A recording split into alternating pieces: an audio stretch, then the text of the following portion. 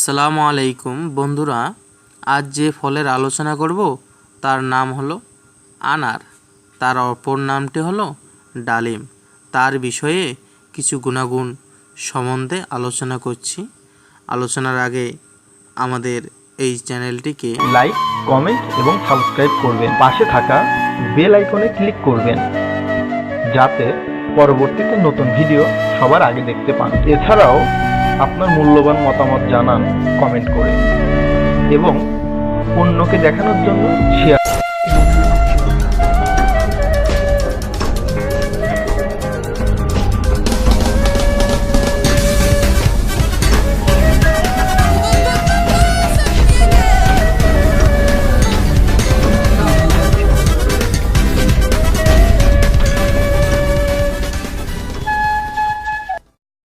উত্তম শ্রেণীর ফলের অন্যতম হলো আনার। এর অপর নাম ডালিম।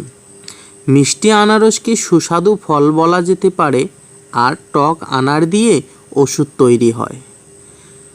আনারে শর্করা, নাইট্রিক অ্যাসিড, লৌহ, ভিটামিন বি আর ভিটামিন সি পাওয়া যায়। এর শীতল স্থলে এর ওষুধ বানানো যায়। সেটির নিয়ম হলো আনারের ছালকে বেটে নিয়ে শীতল স্তনে প্রয়োগ করলে স্তনের দৃঢ়তা ফিরে আসে। এভাবে রাতে শোয়ার আগে 7 দিন লাগাতে হবে, তাহলে নিশ্চয় উপকার পাবে। চেহারার জৌলুস। এই চেহারার জৌলুসে বছরের অন্তত 3 মাস নিয়মিতভাবে আনারের রস পান করলে ত্বকের উজ্জ্বলতা ফিরে আসে। এবারে অজীর্ণতা, ক্ষুধাহীনতা প্রভৃতি রোগে আনারের রস অব্যর্থ ফলদায়ী। এতে নুন আর জিরে মিশিয়ে পান করতে হবে। পেট জ্বালাপোড়ায় অত্যন্ত কার্যকারী এই আনার কিংবা ডালিম।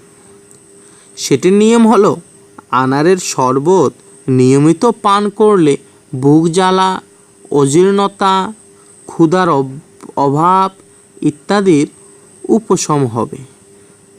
আমাদের নিয়মিতভাবে আনারের রস পান করতে হবে।